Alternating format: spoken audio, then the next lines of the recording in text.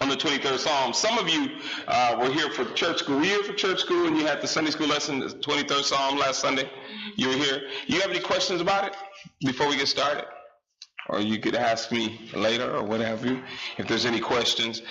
As I've stated, that this psalm is so very familiar that many people I know back in the day, they knew of this psalm. Even if they didn't attend a church, they knew about the 23rd Psalm. It's called the Pearl of the Psalms by Dr. Charles Haddon Spurgeon. But in this psalm, there's so much in it, it's so rich. And again, the first verse sums it up. The Lord is my shepherd, I shall not want. And like I said, if you don't know who the Lord is, then you won't really understand him being a shepherd.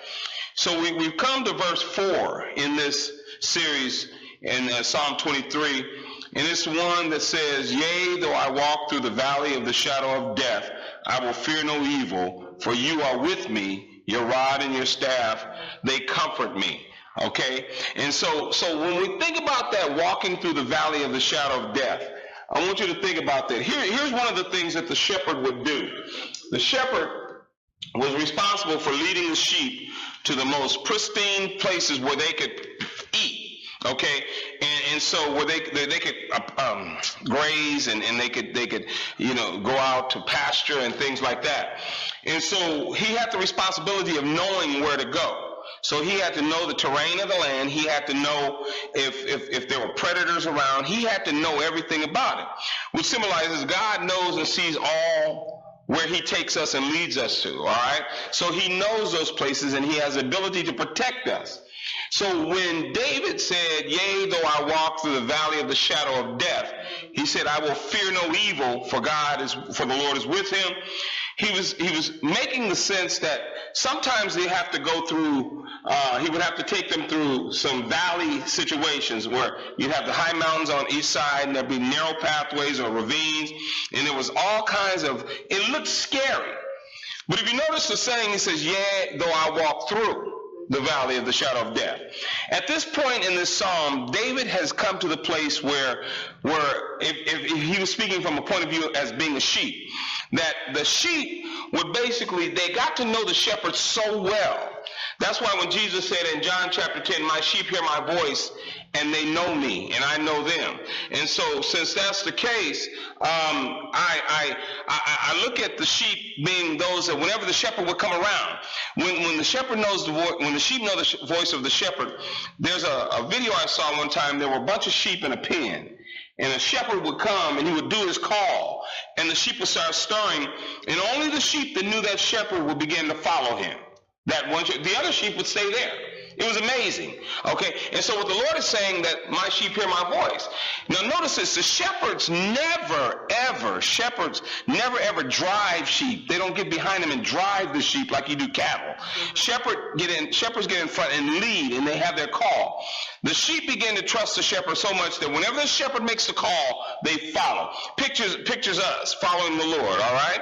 And so when David says, yea, though I walk through the valley of the shadow of death, it gives a picture of the shepherd going ahead and the sheep following the shepherd, and there's narrow pathways, there's ravines, we don't know what's behind this rock over here or whatever, but again, he has the comfort of knowing that the shepherd is there. So sheep are taken through the valley in pursuit of getting to higher ground. There's a purpose there, that the shepherd's not just taking sheep to go through the valley of the shadow of death, but they're taken through the valley in pursuit of getting to higher ground. And in higher ground, there's grazing areas, there's things. So how about we relate that to us spiritually? That God takes us through valleys and he takes us through ups and downs in life to get us to higher ground. Higher ground comes through going through valleys and hardships and things of that nature. Cheryl said something that was so really profound, like you said, Jeff. She said it hasn't all been roses, but it hasn't been all thorns either. And it's coming to grips with that we go through cycles in life. We go through ups, we go through downs, we go through whatever problems or situations may be, and the Lord uses those situations in order to get us to become strong, okay? You may not think so at the time, You're still experiencing some things in life. But I equate it to like this. It's like we had the 1 o'clock Bible study last week. And Abigail had come to the 1 o'clock Bible study for the first time. And Abigail said, I said, Abigail, what did you think about the 1 o'clock Bible study? She said, this is like the university. She said, with the older people. She said the evening Bible study is like the high school group. And she wasn't making fun of you, but the older group has lived some life. They've been through many hardships and things. And so their perspective is just is different than the young adults' perspective. You guys are young, vibrant. You've been through some things, and we're not trying to minimize anything. But yet, from the experience factor, you have not gotten that factor yet. It's just like when you two went away to college. You're a freshman. Remember in high school when you were a senior, you were the big people on campus? You were, well, Shantae, you were on campus, but you weren't the big people. You weren't the big person. Everybody said, oh, a freshman. Every year she was a freshman. And then when you went to college, it was a whole new experience. You were learning everything. They thought I was a freshman my 4th year. They thought you were a freshman your 4th year. I know when I went to your graduation ceremony thing on that Saturday, you looked like a freshman out there. Matter of fact, you looked like you belonged in middle school. To be honest with you, with some high heels on when you walked. And but the experiences that you went through. The experience, even though you both had great grades, you had to struggle in some things, but it made you press harder in order to attain, didn't it? You wanted to get the good grades. I know with Isaiah, the same thing applies. He presses hard. If he doesn't get the good grade, he pushes harder the next time. The Lord says, I'm doing that with you. But I'm taking you through some valleys. I'm taking you through some places, but there's a purpose behind me taking you there. The purpose is I'm getting you there through the valley so that you can continue to trust me, but I need you to trust that I'm getting you to higher ground. Higher ground represents a stage where I'm attaining a more level of a mature factor in my life. Okay? And so that's what God takes you through. We can all go through some experience. We can all talk about our experiences that we've been through. Jeff and I are I'm the elder state, Cheryl and I are the elder statespeople in this group today, class of 1980. You weren't born, chairman is the eldest of the elder statesmen here. You weren't born, Isaiah wasn't born, Christina wasn't born. Julio, how old are you? 30. Oh, you weren't born either. Well, I've been out of high school 37 years this year, and Cheryl, haven't we? And Chairman's been out 38 years this year, and Jeff, you've been out 35 years, so you guys weren't even born. So when it comes to an experience factor, and even since we've been walking with the Lord, there are some things that God has taken us through. I've shared with you my testimony in terms of my mother being sick and all that. And all that God uses to work to get me to higher ground. Higher ground with all of that was calling me to preach. I started teaching and then calling me to preach.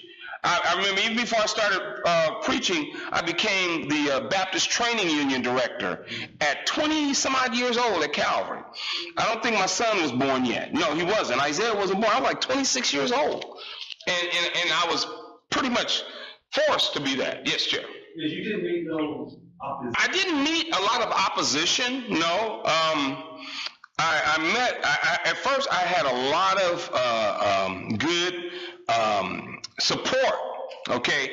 And then I started teaching the teachers in 1991, and I was like 28 years old. I taught the Sunday school teachers, and I always knew God had a calling on my life in some form because I was always, in terms of leadership, I was always a captain of the team. I was always the one picked to do this or to be the spokesperson for this and that, and I always knew that. But no, I didn't really face that at first.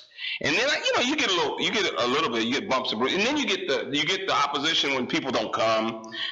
That's just natural, and that becomes a stumbling block. But those are all things that God designs for you and I, so that we can endure. We'll see. At the time, we don't understand, but then you begin to understand later on as you get past it that God had a purpose for us. Because remember what I just said, the statement that I just made with you. You remember that statement about sheep are taken through the valley in pursuit of getting to higher ground. All right. You all have valley situations in your life, right? Somebody may be going through a valley situation right now. All right. Deacon Manning just went through a valley situation. He had blood clots in his lung like you, Jeff. Yeah, he did. That's why he was in the hospital. Yeah.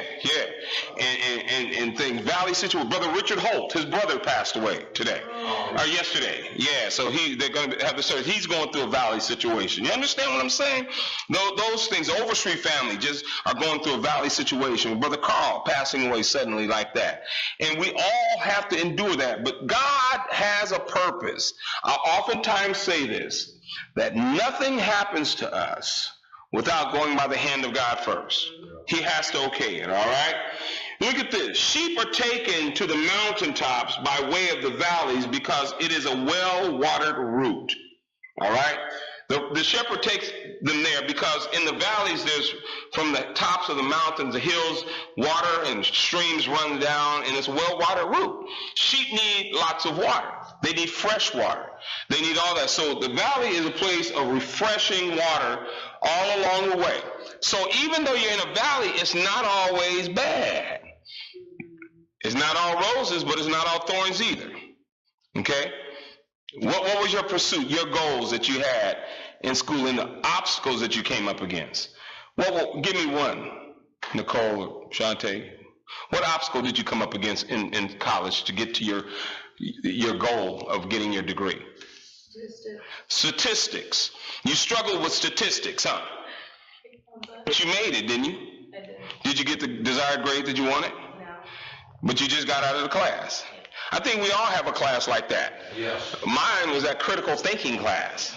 I hated that. If A is B and B is C, then A and B are, I hated that class. And I told you when I took the final on that class, I just got to the point and said, just give me a passing grade. I ended up getting a C+ in that class. That final, I don't know how. The grace of God was with me all along the way. And then even when I wrote my final paper, he said, this is not really what I asked you to do, but I'm going to pass you anyway. I said, hallelujah, because I don't ever want to see you again. And so that you'll find refreshing water all along the way. Look, there are rivers, there are streams, there are springs, and quiet pools in the deep, narrow paths of the valley. So that pictures that when we're going through a valley, God's mercy and His grace oftentimes provides some relief. It's not all bad when we go through there. And again, you have to keep in mind, you and I are in pursuit of higher ground. That's what God is taking us to, higher ground. Lord, plant my feet on higher ground. Okay? All right. So when he says, yea, though I walk through the valley of the shadow of death, we have to keep in mind that we're going through. This is not the final place. Even in terms of us going through, in the sense of that when we get there, and we're not going to live forever. The higher ground, the ultimate higher ground is in the presence of the Lord, face to face.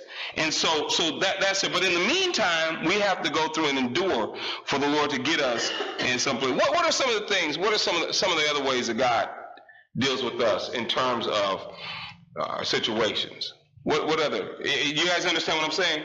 How does God deal with us in terms of getting us to get to the place where we grow? We'll grow. Sometimes people just do. All right, just to become willing. All right, that's good. Good point. That's good. Chair. I would look at it as He gives you what you. He gives you what you want to show you what you did. Exactly. He lets you go through. This was not too good for me, so I've learned my lesson on that one. Yeah, when you think you know the right way, He says, all right, you fall on your face or you're in financial ruin. You listen. Yeah, exactly. Okay, I hear you now. Absolutely, sure. But that's like that. Watch what you pray for. Yeah. A lot of times asking God's will be done. Because I know I don't know what's good for me. Right. Too many times. Absolutely. Now, let me tell you, you were there Thursday night, right? When Nick preached? Yes. You, okay. Christina was there Thursday night when Nick preached. And Nick preached an excellent message in terms of Acts 16. Yeah, praise the Lord. Praising the Lord. Yeah, exactly. It's 16:25. You got the devotional this morning, right? And Nick did a great job. And Nick reminds me of when I was a younger preacher. And really younger preachers, you know the things to say. There's young men, I love hearing him preach. He's dynamic preacher. He's going to be even greater when the Lord takes him through some things. And I begin to ask the question, how do we get to the point of praying and singing praises unto the Lord after we've been beaten? Because if you look up in verse 23, they were beaten with many stripes, okay? And then when they were taken, their feet were placed in stocks. And the stocks that they had, they stretched their legs apart. And then, and then they extend them out. So they were not in a comfortable situation. But how did Paul and Silas get to the place where they, and Nicole's shaking her head saying,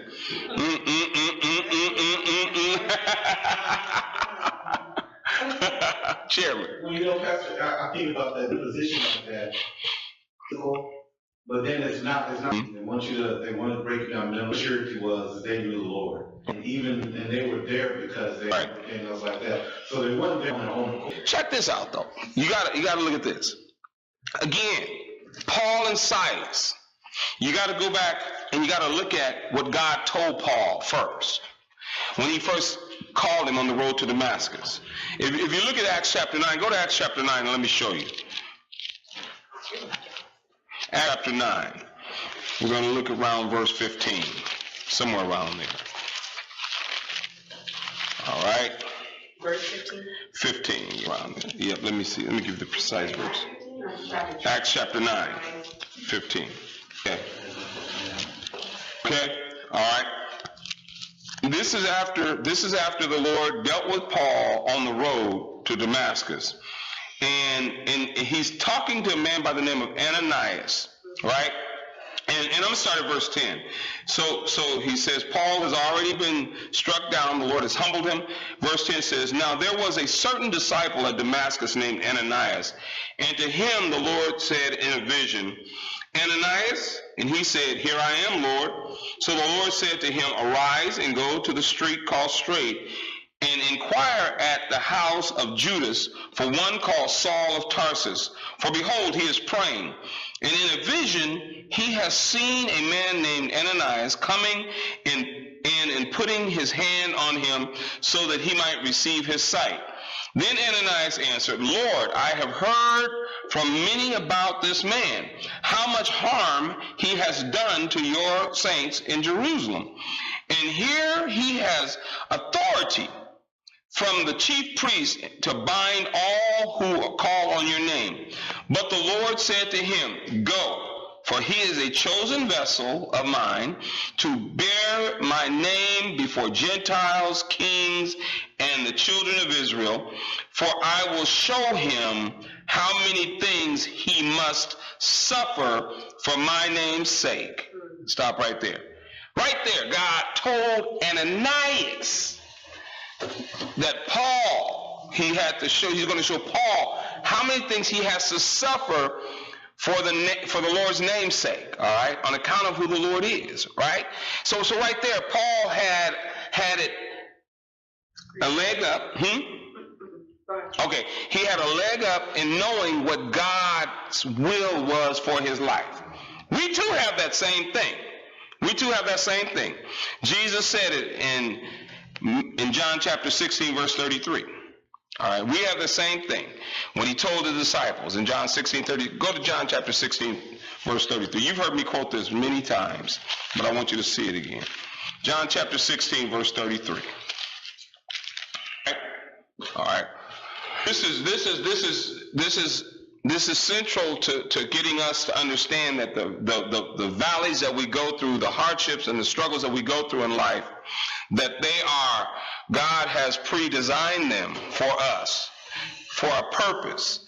In John chapter 16, verse 33, look at this. It says, these things have I spoken unto you, that in me you may have peace. In the world you will have tribulation, but be of good cheer. I have overcome the world. You see that part right there? It gives an indicative. He said, in the world, an indicative is a statement of fact.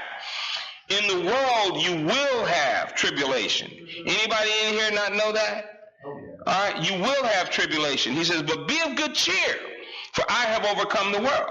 So in that sense, since that's what God has told us through his word, we also have that knowledge of knowing that, hey, there's going to be some times when we're going to have to face opposition and struggle and hardship in our lives. Valley situations, right?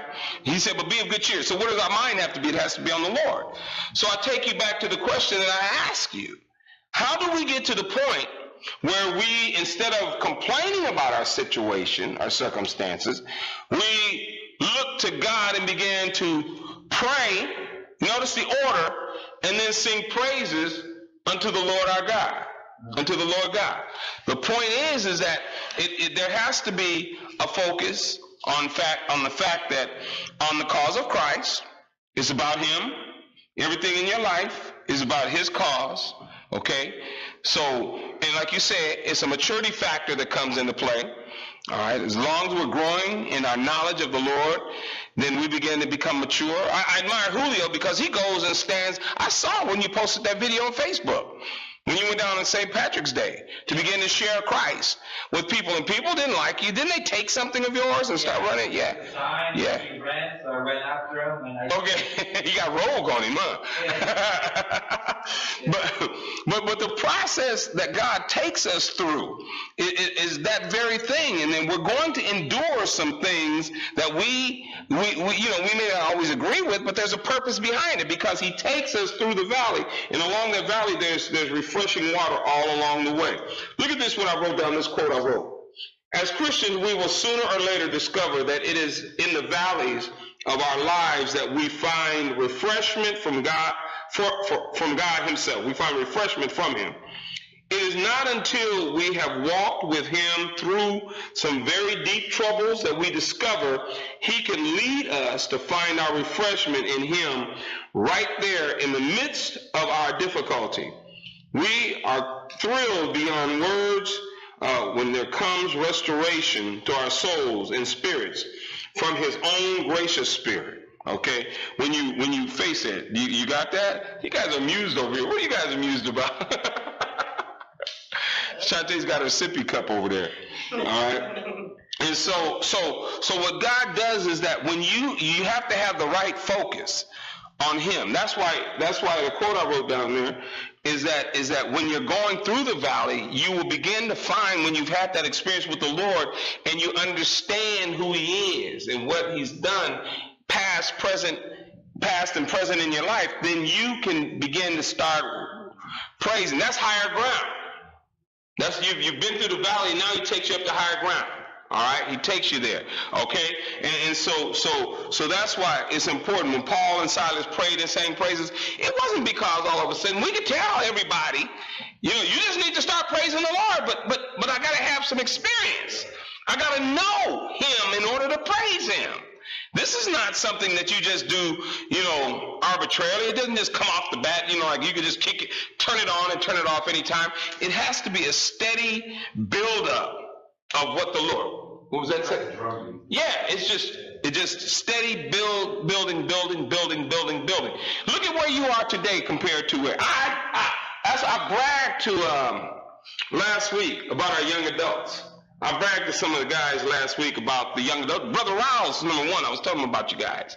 I love Brother Rouse. You get the chance to talk to Brother Rouse. He's 80 years old, and you couldn't even tell. You couldn't even tell he's 80 years old. And Brother Rouse, I was bragging about our young adults. I said, I've seen most of these guys. I was pointing you guys out to them at the picnic on Saturday. I said, Christina Bush. I was talking about, Christina, I've seen great growth come in her. I said, Christina Smith. I said, Nicole. I was just pointing them out. And he said, I know who they are. You know how I talk. You got that high pitched verb. And then I said, and Shantae, I said, these guys were all in their early to mid-teens when I first got there. Shantae wasn't even a teenager when I first got here. in 2004. All right, she was just a little bitty girl. And she's not much bigger now, but she was just a little bitty girl, a youngster back then. But yet, I've seen such great growth in them. All right, seeing things happen, and that's where God had worked some things out. I was telling about, Christina's journey, through college and all that, and then when she got back, and how God's purpose and his providence didn't let things go the way she thought that it should go. Purpose. Sometimes you can be discouraged beyond measure when those things don't work. You're experiencing that sometimes. I saw your post about the job situation. All right? Hang in there. No, you will. God is going to he's not going to let you jump ship and do that. He's got a purpose that he's working in your life. And you're not where you're going to be. I truly don't believe you are where you're going to be. I believe God's going to use you for other things. And you look at that pathway that God has taken. You have the opportunity. But that's the Lord. That's refreshing. You got to draw back on the times of refreshing when you're in the valley. That the shepherd is leading you through the valley. Okay? All right? Look at this, the next thing. We must not always try to avoid the dark things, the distressing days. They may well prove to be the way of greatest refreshment to ourselves and those around us. I'm going to say this, and people might think I'm crazy, but I would not take back the experiences that I had with my mother's illness, and then a year later with my father's illness, with all of those things that happened in my life, because as I look back on it now, it helped me to become the person that I am, to get to the place where I am right now. The 10 years after we left Calvary at the other church we were at, those were, and I tell people now, those were some of the greatest times of spiritual growth for me, because even though it was a dark valley, God knew what he was doing. There was a point in time when I was like, Lord, are you serious? Is this real? And you question that. It got so that towards the end, I just told my family, you guys don't have to come to church today. They would, or if we had an afternoon service, I would go by myself. It would get really rough. Sometimes, people, opposition coming up against you. They don't want you to, they didn't want to get better at what, they didn't want to do anything better. So I just, and then that's when, hallelujah, a man by the name of Anthony C. Frazier, Anthony Clarence Frazier, called me. And I said, yeah, I would love to. And then it was a scary time coming here at first. No, because, it's new to me. Because before you become a pastor, you sit and you think in your mind, oh yeah, I would do it like this. Don't do that, because it's nothing like that when you take over. Because you don't know what to do. Because God says, I'm not taking you based upon what you think you will do, because it's a whole different situation. All right? And so there is times when you should not always try to avoid the dark things and the distressing days. Nicole? You're learning. Oh. We've had to go through some dark days, didn't we? Yeah. Right? Still do. Let the truth be told. All right? Julio shared with us he's going on job interviews right now. That could be distressing. You don't seem like you're going through, looking at things, wanting people to hire you or what have you. What do you do? Okay? So you just let the Lord lead and open up the door. What he's going to do. You just keep pressing on. All right? Point number 2. That was to point number 3. The reason why the shepherd chooses to take his flock into the high country by way of the valley is that this is generally where the richest feed or best provision is to be found along the route. So he can find the best feed, because in that valley there's a lot of lush places where they can get a lot of, grazing ground and everything like that. And so, but again, you have to go through the valley in order to get that. You can't always have it in the good places. You won't always have it the way you want it. God says to us that I've got to take you through some areas in order for you to get some things that I need for you to have. Because you're not going to, left up to us, we'll have nothing difficult, would we? What's that? What'd you say? Let us all hear. Just agreeing. Huh? I was just agreeing. You were agreeing? Yeah, you left up to us, we wouldn't say, Lord, give me the hardship. You don't wake up and pray that. Anybody here pray that in the morning? Lord, just let my day fall apart.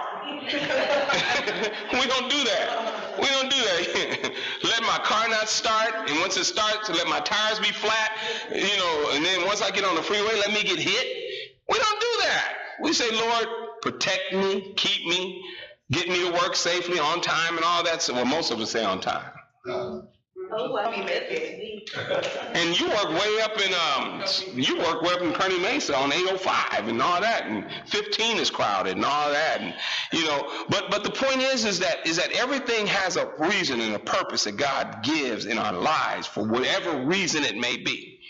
And you all are just now starting to experience that. This Julio's on the wrong side, because this is the senior crowd. This should be the crowd over here. All right. So in order to get the right grazing land, you got to go through the valley. Now let's equate that spiritually. All right. Look at the valley when you go through the hard times. What Cheryl mentioned it today about when there's a dearth of being able to come into fellowship with other believers. There's a purpose behind that. I saw brother. I stopped in the AM/PM this morning out on Lake Murray and Navajo Road, and there's a black guy. I always go in there sometimes, and I'll go in there and get my granola bar in the morning. It's by my property, and it was about 4:30 this morning, and I went in there, and I began to see the guy, and we made conversation. And I talked to him. I said, hey, I said, how you doing, man? He said, man, I'm doing good, just listening to my gospel. He had his beats on, he had them down. And then I said, oh yeah. I said, where do you worship? What church? I said, man, I don't go to church. He said, I'm an ordained minister, he said. And I said, yeah. He said, yeah, because the church I was at, we tried to bring to the young people some hip-hop, Christian hip-hop. And in the past, they just shot it down. And churches now, they don't. I said, that's not true. Not all churches are like that. I said, the church I pastor, we have youth offering up praise, and if the youth bring stuff like that, I'm starting to open up to a lot of stuff, And as long as it's doctrinally sound, it's cool. It's cool. It's just listen to the words. And I say, listen to the words. When you got people like Mother Brown and Mother Green coming to youth offering up praise and getting with Dante, that's something, isn't it? That's something, I expect them to start saying, look, I got this. Let me show you how we used to do it. Something like that. They might not be able to get up out of bed for the next 3 days, but hey. But the point is, and I told him, I said, really, you need to be in fellowship. You know why you need to be in fellowship? Is because that's the place where people can hold us accountable. We can become encouraged. We can become strengthened by that very thing. What I think you guys have in your young adult fellowship, which is very good. And I truly believe, I haven't been to one of your meetings, but I do know that you guys hold each other accountable for various things. If somebody gets out, look like they're starting to, whatever, you guys do it in such a way to draw them back. I do hear about that. And that's a good thing, because it keeps you right on. I think the most raw one in keeping people accountable is Christina Bush. But you need that type of individual, where you have the other one, like Christina Smith, is more diplomatic, she's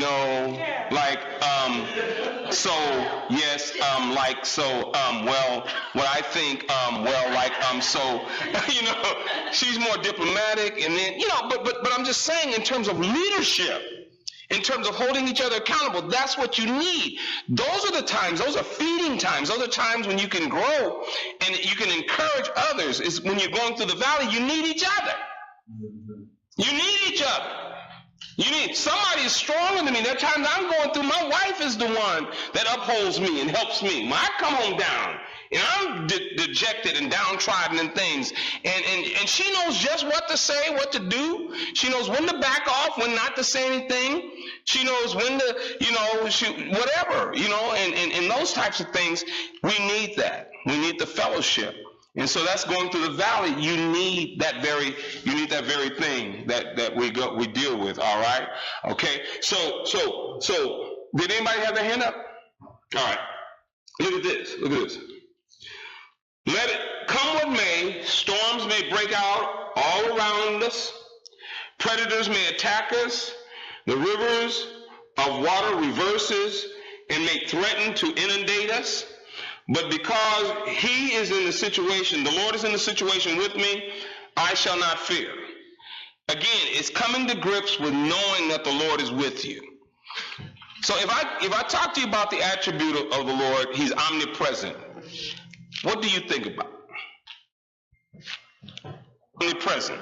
Everywhere. At the same time. All right. Now, do you always feel him everywhere at the same time? Because it's not about feeling. It's about knowing that he's everywhere. It's about knowing when the sheep know the shepherd. They got a lot of sheep and they're walking through. You may not be able to see him way up there because the other sheep, you're looking at another sheep's behind. As you're going, you may not be able to see. But yet you have to know because the sheep keep going. You know the shepherd's there. And as he's leading me, and you have to know that he's there. You have to know something about the shepherd in order to trust him. If you don't know something about the shepherd, you can't trust him. You won't ever trust him. He's just a theory. In theory alone. That's why I said as a young preacher, you preach in theory at first. It's true, but it's in theory. Okay, I talked about a friend who talked about the time he can remember when he never had a dime. He's a young preacher, right? And his mom and daddy kicked him down money all the time. I said, you lying. You always had a dime. All right? Matter of fact, you had $1, you had 10, you had $100 or whatever. They gave it to you. All right? But a lot of that is in theory because you hear the older preachers preach that stuff. Sure. I know it's like actually you had to call on the Lord. It changes because for me, I know without a shadow of a doubt. Mm-hmm. Exactly. That experience. Exactly. You ever feel the presence of the Lord? Yeah. You know he's there. You do feel the presence of the Lord. You know he's there. In those times, there are times God puts you in a God spot. You know what a God spot is? No. When your resources cannot take care of your need, or when your situation is beyond your ability to work your way out, or anybody else to work your way out, help work you out of that situation. You call on people, they don't answer. All right. You go to your bank, you don't have enough. Anybody ever been there before? Yeah. All right. Somebody said every day. I immediately thank him because I know it came from him and not. Exactly. There are times when God puts us in places that only he can get us out of. He says, I don't want anyone to help you. Don't get an attitude with people. Don't be talking about, well, when you needed help, I helped you. God makes it so they can't help you. Or they won't help you. And the purpose is, he says, I want you to trust who I am. Let the dark days come. Let the difficult times come. Let it be those times when you can't find an answer anywhere but in him. Yes. I just got to share this. Sure. I had a situation like that earlier today. It's like, and I swear within the next two, just like It's that. gone. Yeah. Yep. Told you guys. It was resolved. God knows how to do it, right? He knows how to do it. He knows how to get you there, right? I was sitting trying to figure out this, figure out this. What does Psalm 46:10 say? You guys know what Psalm 46:10 says? I'll let you find it. 46:10. Oh, he's still in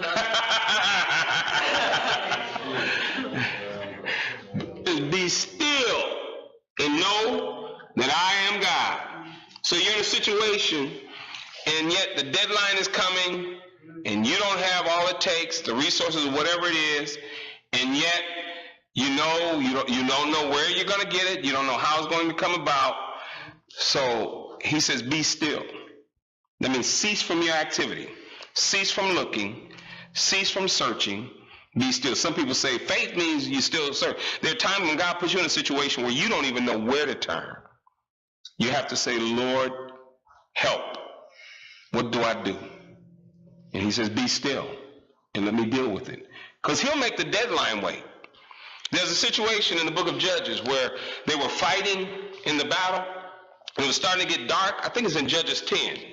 And it started to get dark, and I forgot which judge it was that called on the Lord to make the sun stand still, to give them enough light to finish the battle. And the Lord did that. And scientists have said that there's a period of time where they can't reconcile the time. From like the sun is off. He made the sun go back 10 degrees, and only God could do that, right? And where it's just a period of time, they can't figure out, well, wait, this is not lining up for some reason. Because they could tell throughout, as I don't know all that stuff. If Janae was here, she could tell us. But that's how God does. He can make yours and my situations work out for our good, for our favor. He can make deadlines, even though they come and go. He can make it still work out in yours and my favor. He says, don't do anything that I don't want you to do. I need you to trust me, even though things are not lining up like it should, like you want it to. All right? That's what you say? It's just maturity. Yeah. Growing stronger in the Lord as you get older, so to speak. Mm-hmm. Everything. And it was just like, watch me handle this. It's kind of like, you just say, and he just reveals himself. Things you can do to get ahead. Look at where you were. Check that out, where you were 30 years ago compared to where you are now. 30 years ago, you weren't really walking with the Lord like you are now.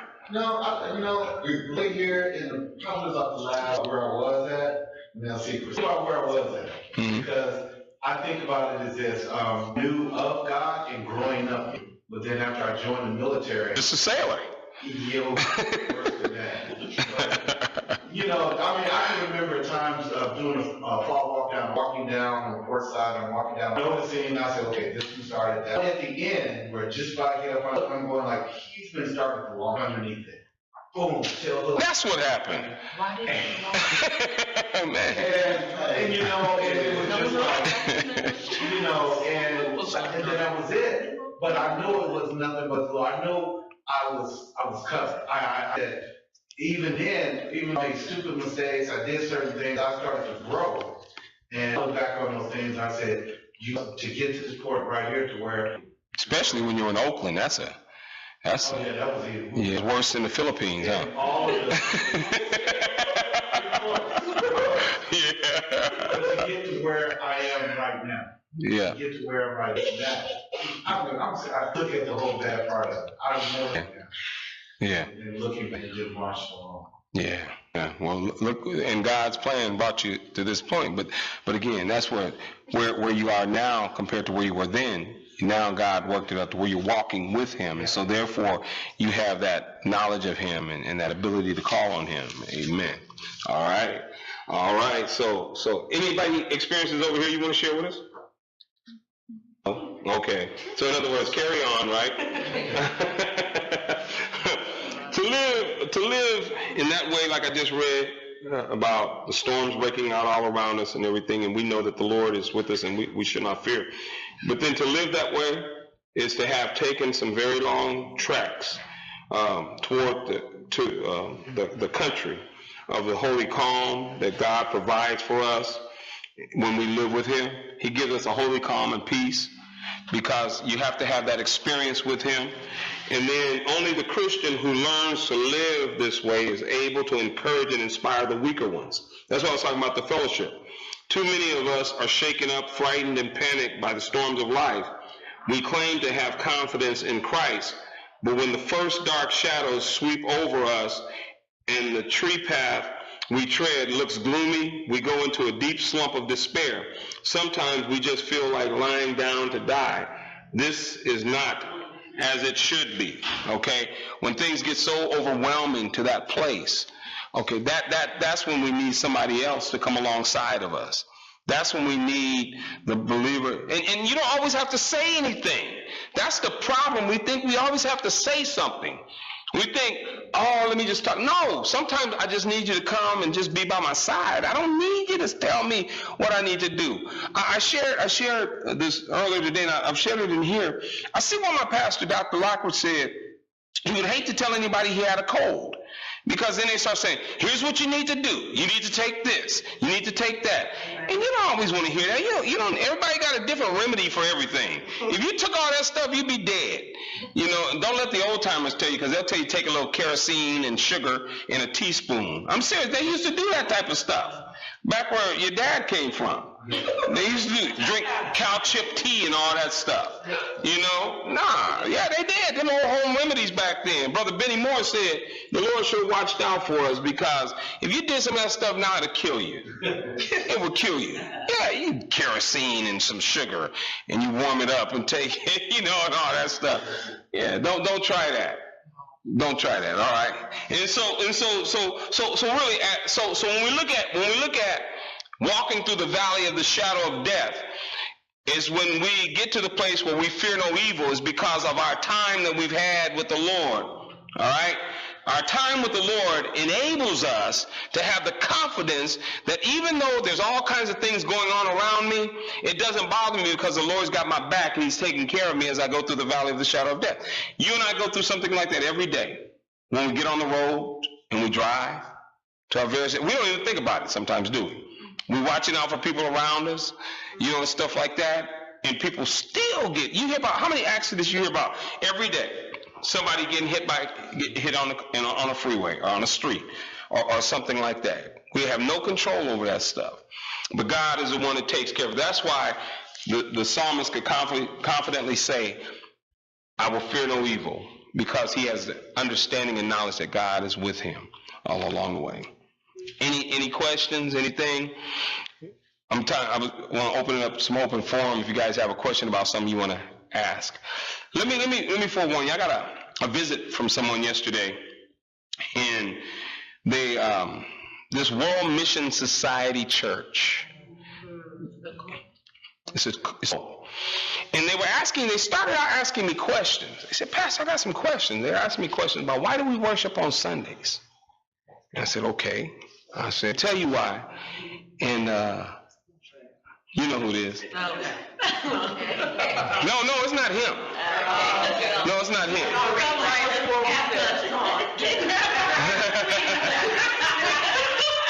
No, it's somebody else that you guys know. But and I told him, I said, because when Christ rose from the dead, the church worshiped, and then I had to explain to them that we don't. We could come, if I said we're going to start worshiping on Thursdays, because it's not about a day. We don't do it legalistically. As long as you worship, you corporately worship. I said, God says in His Word in Romans chapter 14, we don't esteem one day over the next. And so therefore, but when you come together, it was done on the day when Christ rose from the dead, on that first resurrection Sunday. So therefore we worship there, and then they started talking about certain things about, but what about, when the traditions, the Bible talks about the traditions and worshiping, I said, okay, wait a minute now. And I asked the question, I said, where did you get this from? And it was somebody leading them there, that they took them to a Bible study. When I heard them say they went to a Bible, I said, stay away. I said, this is the World Mission Society Church. They say that something about the Mother God and God, all that stuff. It's a cult. They said, well, they didn't know at first. I said, where did they meet? They said, well, down here in Chula Vista, deep down in Chula Vista, and then they said, there's another one in Santee. I said, that's the cult. It's a cult. I said, stay away from that. Don't you dare go back to another study. Because the thing about it, they said, but it was sounding so, they could show me it was sounding so true. And that's how they draw you in. You got to stay away from things like that. Because they take one verse, like the movement where the person. Simple people. Yes. There you go. Because they do, they hang out, and when I used to get out of Bible study, you were the wrong person for her to talk to. I was nice. No, I mean, because she wasn't going to gain the victory dealing with you. Right. Yeah. That's what they target, all them simple people. Like, you gotta be real simple. And, oh, that's stupid. And man, that's what I be thinking. Yeah. What's this, a new sign now? You guys are doing this a lot. Christina. Huh? A siren? Oh, okay. I'm like, okay, they doing this now. What is this, something new? Christina specific. Okay, I got you. But you got to be careful with because they could try to make it. One of the things that the other movement likes to do is they like to take a verse in the Old Testament and they think that speaking in Hebrew makes you Right. something. And don't And the- even know it.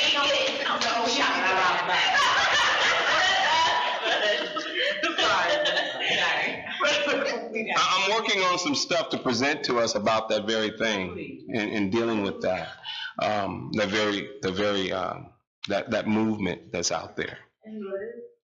Go to wars with that. What was that? I said so we can go to war too. We're just like. Yeah, I'm getting. Or you got your I'm bags. getting. One of the problems is they don't know how to rightly divide the word. They let somebody take, and then what happens is that the one that we were talking about keeps trying to. I dictate what goes on when we meet and who we meet with. So I'm not going to meet with you and your whoever. Now you're going to stand before me and you're going to answer what you trying to tell me. You're not going to bring somebody else over to me, and it's going to be on my terms, on my ground. I'm not meeting you on your ground. You're going to meet with me and you're going to meet by yourself. Okay? So we're going to do that, all right? And so I'm just letting them know now, you don't do that with me. You're not going to get over on me. And I said, you won't even convince me. Because you don't even know what you're saying. I studied some Hebrew. Don't even know. Yeah. So why is that? Oh, right. He's being convinced by somebody telling him, but then they're feeding him what to say. Weak. Yeah. If you already got it. Well, yeah, he wasn't on the right firm foundation in the beginning. It was just kind of here, there, everywhere that came along, something that came along, and didn't have a foundation. They're looking for something that fits easy in their mind, or they don't. Might be a combination, like, everything's going on in like different communities, what your church is, like, it's kind of like that conscious movement, like, What fits? what fits. So I think it's more than just like,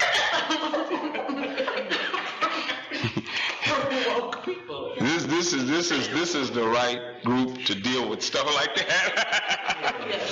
But just where did Isaiah go? Oh. and even for us, like, it makes, you're saying like, somebody's feeding him words, but when I have questions, I'll be like, let me ask my pastor. No, but that's true. The reality is, like, I need to know stuff for myself too. Well, let me tell you why where you are right now, God has you in a good place too. Because the individual that came to me yesterday knew enough about Scripture to say, hey, something is wrong with what they're saying. Okay, that's a good thing. If red flags go up, you know, and then you know to call and ask somebody. And we sat down and we talked, and I showed through Scripture certain things that refuted what they were told. And so that's where, as long as you have a knowledge, a foundation of the truth emanates from God. It doesn't come from some conscious movement. God has determined what's truth. And so if somebody is telling you something, then you like to know your heritage. I know my heritage, okay? But my heritage is not Hebrew. You understand what I'm saying? I'm not some lost tribe or whatever. So you have to have. There's nothing wrong with you knowing the heritage, the history, and all that, but you got to have a proper foundation first. And that's where people are being misled. And I try, because a lot of times when things like that happen, I want to just start rapid fire. Well, answer this question. Tell me about this. You know, I almost want to bury him sometime, but I don't know it's not accomplishing anything.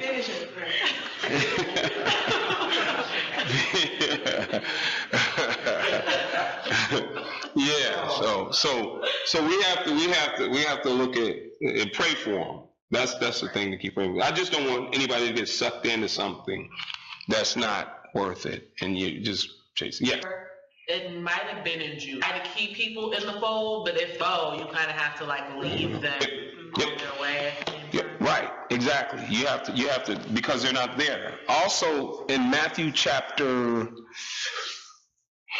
5, about not casting your pearls before swine, not giving with that which is holy to the dogs, and not casting your pearls before swine, is another verse. I'm going to find it. Not that which is holy to the dogs. But there's another one about us not giving that really. And then Paul talks about that with Timothy also. He says, don't debate nobody about endless genealogies and stuff like that, which they don't lead to anything but strife. And they're trying to draw you in. You just hit them back with truth, and if they can't accept it, you leave them let them be, go on their own and deal with what they're dealing with, and just pray for them. Okay, but he's going to come on my terms, and I'm going, and it's not going to be, it's going to be, I was told that, only days are good for me is Saturday and whatever. I said, well, when you get a time on a Tuesday or Wednesday, then you get together with me, okay? You're going to do it when I want to do it. I'm not going to do it when you want to do it. And you're going to come, like I said, you're going to come by yourself. You're not coming with brother so-and-so, okay? Because that's just not, it's not going to be that way. You have to, I got a big mouth. And so I can control somebody. Say, you got that right. But anyway, so I'm going to control the situation. I'm not going to let someone take control of the situation. I'm not going to be the one backpedaling, in other words. Okay. And like you say, you got to know enough of the scriptures to be able to do that. Yeah. Okay. All right. Well, you've been the best class today. All right. You've been the best class. Huh? The 1 o'clock class, man.